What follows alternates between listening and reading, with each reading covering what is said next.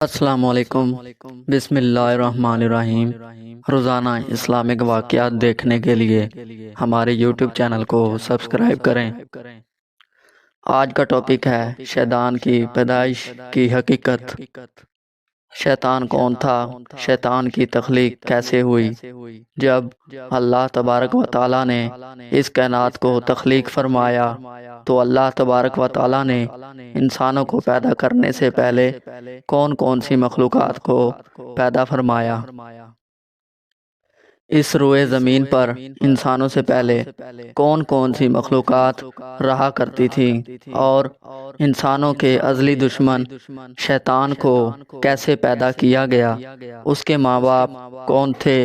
اور اس روئے زمین پر سب سے پہلے شیطانوں اور فرشتوں کے درمیان جنگ کس وجہ سے ہوئی؟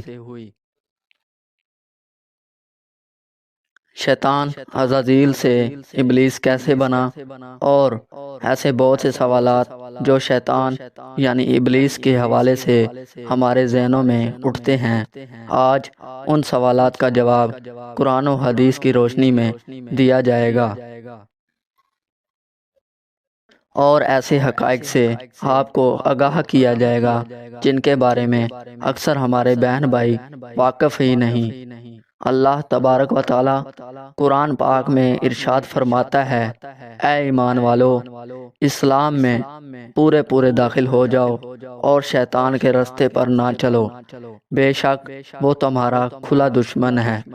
حضرت آدم علیہ السلام کی تخلیق سے پہلے اللہ تبارک و تعالیٰ نے صرف دو مخلوقات کو پیدا کیا،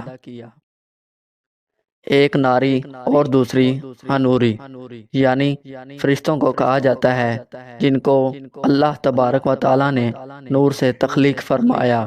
اس نوری مخلوق کی نسل نہیں بڑھتی کیونکہ اللہ تبارک و تعالیٰ نے اس نوری مخلوق کے جوڑے نہیں پیدا کیے، جس وجہ سے فرشتوں کی اولاد پیدا نہیں ہوتی۔ اور دوسری ناری مخلوق جن کو آگ سے پیدا کیا گیا وہ جنات ہیں، جن کے بارے میں روایات میں آتا ہے کہ جنات میں سب سے پہلے سمون جن کو پیدا کیا گیا۔ اللہ تبارک و تعالیٰ نے سمون جن کو پیدا کر کے زمین پر بھیجا اور اس کے لیے ایک جن لڑکی کو بھی پیدا فرمایا۔ اس طرح اس جن نے اس لڑکی سے شروع میں یہ جنات فرشتوں کی طرح ہر وقت اللہ تبارک و تعالیٰ کی عبادت میں مشغول رہا کرتے تھے، اور پھر آہستہ آہستہ ان میں سے کچھ جنات نے اللہ تبارک و تعالیٰ کی نافرمانیاں کرنا شروع کر دیں اور اللہ تبارک و تعالیٰ کے حکم کو ماننے سے انکار کر دیا، جس کی وجہ سے یہ ناری مخلوق اللہ تبارک و تعالیٰ کی نافرمان مخلوق بن گئی۔ شیطان کے ماں باپ جنات میں سے ایک نامی گرامی جن کا نام چلیپا تھا اور اس کی بیوی کا نام تبلیس تھا، یہ دونوں بہت ہی قد آور اور بہادر تھے۔ کہا جاتا ہے کہ چلیپا جن کی شکل و صورت ببر شیر کی طرح تھی اور تبلیس کی شکل بھیڑیے سے ملتی جلتی تھی۔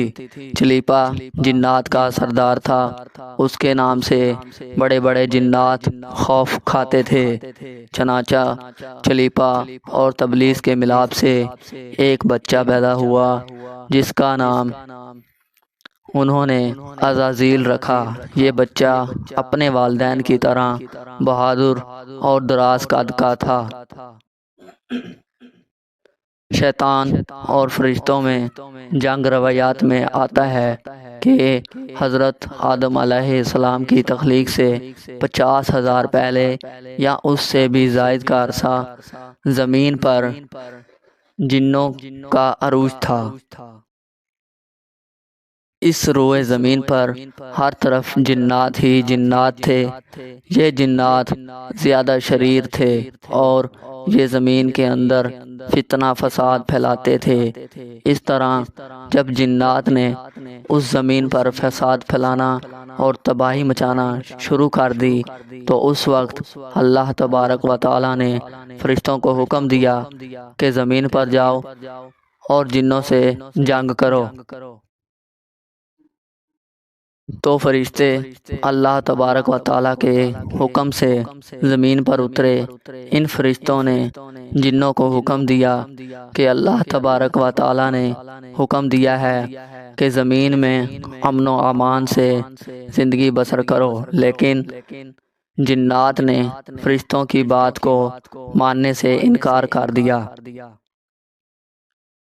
جس کی وجہ سے جنات اور فرشتوں کے درمیان بہت بڑی جنگ ہوئی۔ اس خوفناک جنگ میں عزازیل کے والدین یعنی چلیپا اور تبلیغ نے بھی شرکت کی۔ اس جنگ میں فرشتے اللہ کے حکم سے جنات پر غالب آ گئے۔ اس جنگ کے اندر بہت سارے جنات مارے گئے، جن میں عزازیل کے والدین بھی شامل تھے، اور باقی سرکش جنات کو اللہ تبارک و تعالیٰ کے حکم کے مطابق قید کر لیا گیا۔ ان قیدیوں میں عزازیل بھی شامل تھا۔ فرشتے جب ان جنات کو قید کر کے آسمانوں کی طرف لے گئے تو شیطان بھی ان کے ساتھ آسمان پر چلا گیا۔ پھر اللہ کی طرف سے فرشتوں کو حکم ملا کہ عزازیل کی بہترین تربیت کی جائے اور اس کی اچھی پرورش کی جائے۔ فرشتوں نے عزازیل کو عبادت کرنے کی بہترین طریقوں سے آگاہ کیا، جس کی وجہ سے عزازیل اللہ تبارک و تعالی کا ایک عبادت گزار بندہ بن گیا اور اللہ تبارک و تعالیٰ کی بارگاہ میں بہت بڑا مرتبہ حاصل کر لیا۔ اس دوران عزازیل بہت قابل اور عقل مند بن گیا۔ اس وقت اللہ تبارک و تعالیٰ نے عزازیل کو فرشتوں پر استاد مقرر کر دیا۔ عزازیل فرشتوں کو تعلیم و تربیت دینے لگا اور فرشتے عزازیل کے پاس آتے اور علم حاصل کرتے۔ فرشتے عزازیل کو نیک اور پرہیزگار کہا کرتے تھے۔ حضرت کعب بن احبار رضی اللہ تعالیٰ عنہ بیان کرتے ہیں کہ عزازیل 40,000 سال تک جنت کا خزانچی رہا اور اسی 80 سال تک وہ فرشتوں کے ساتھ رہا اور 20,000 سال تک فرشتوں کو تعلیم و تربیت دیتا رہا۔ اس کا مقام اللہ تبارک و تعالیٰ کی بارگاہ میں اتنا زیادہ ہو گیا کہ اللہ تبارک و تعالیٰ کے سب سے مقرب فرشتے حضرت جبرائیل علیہ السلام، حضرت میکائیل علیہ السلام، حضرت اسرافیل علیہ السلام اور حضرت عزرائیل علیہ السلام بھی اس سے تعلیم و تربیت حاصل کیا کرتے تھے۔ اللہ تبارک و تعالیٰ اس کا کائنات کا حقیقی مالک ہے، اس سے کوئی بھی چیز پوشیدہ نہیں ہے۔ اللہ تبارک و تعالیٰ کو اس بات کا علم تھا کہ یہ عزازیل ایک دن میرے حکم کو جھٹلا دے گا اور اس کا خاتمہ کفر پر ہوگا۔ چنانچہ ایک دن عزازیل کا گزر لوح محفوظ کے قریب سے ہوا تو عزازیل نے لوح محفوظ پر دیکھا، جس پر لکھا ہوا تھا کہ میں شیطان مردود سے اللہ کی پناہ مانگتا ہوں۔ اس تحریر کو پڑھنے کے بعد تقریباً 2000 سال تک عزازیل روتا رہا اور اللہ تبارک و تعالیٰ کی عبادت میں مصروف رہا۔ عزازیل تبارک و تعالیٰ کی بارگاہ میں یہ سوال کرنے لگا، یا رب العالمین، یہ اتنا بڑا شیطان مردود کون ہے جس سے پناہ مانگی جا رہی ہے؟ عزازیل کے سوال کا جواب دیتے ہوئے اللہ تبارک و تعالیٰ نے ارشاد فرمایا کہ میں نے ایک بندے کو اپنی ہر نعمت سے نوازا ہے۔ وہ بندہ ایک دن میرے حکم کو ماننے سے انکار کرے گا، جس کی وجہ سے اس کی ساری عبادت ضائع ہو جائے گی اور وہ شیطان نے مردود بن جائے گا۔ اللہ تبارک و تعالیٰ کا یہ فرمان سننے کے بعد عزازیل ہر وقت یہ سوچتا رہتا کہ وہ شیطان مردود کون ہوگا۔ چنانچہ عزازیل نے اللہ تبارک و تعالیٰ سے کہا کہ یا رب العالمین، میں اس شیطان مردود سے ملنا چاہتا ہوں۔ تو اس وقت اللہ تبارک و تعالیٰ نے عزازیل کو فرمایا کہ تو جلد ہی اس بندے کو دیکھ لے گا۔ پھر اس کے بعد اللہ تبارک و تعالیٰ نے فرشتوں میں یہ اعلان کیا کہ میں زمین پر اپنا خلیفہ مقرر کرنے والا ہوں۔ عزازیل کو جب اس بات کا علم ہوا کہ اللہ تبارک و تعالیٰ ایک ایسے انسان کو پیدا کرنے جا رہا ہے جس کے پتلے کو بنانے کے لیے آسمانوں اور زمینوں سے مٹی کو اکٹھا کیا جا رہا ہے، تخلیق آدم علیہ السلام، چنانچہ جب اللہ تبارک و تعالیٰ نے حضرت آدم علیہ السلام کے پتلے کو تخلیق فرما لیا تو اس پتلے کو 40,000 سال تک اسی طرح پڑے رہنے دیا، اس میں جان نہ ڈال گئی۔ چنانچہ جب فرشتے حضرت آدم علیہ السلام کے پتلے کے قریب سے گزرتے تو بہت حیرت زدہ ہو کر اس کو دیکھتے، اور جب عزازیل کا گزر حضرت آدم علیہ السلام کے پتلے کے قریب سے ہوتا تو یہ نفرت کی وجہ سے حضرت آدم علیہ السلام کے پتلے کو اذیت دیتا، کیونکہ عزازیل یہ سمجھتا تھا کہ اللہ تبارک و تعالیٰ کے خلیفہ بننے کے لائق صرف میں ہی ہوں۔ اسی وجہ سے وہ حضرت آدم علیہ السلام کے پتلے کو اذیت دیتا۔ جب عزازیل حضرت آدم علیہ السلام کے پتلے کو مارتا تو اندر سے مٹی کے کھنکنے کی آواز آتی۔ چنانچہ جب اللہ تبارک و تعالیٰ نے حضرت آدم علیہ السلام کو تخلیق فرمایا اور اس کے اندر روح بھی داخل کر دی تو اس دن اللہ تبارک و تعالیٰ نے سب فرشتوں کو حکم دیا، سب میرے پاس اکٹھے ہو جاؤ۔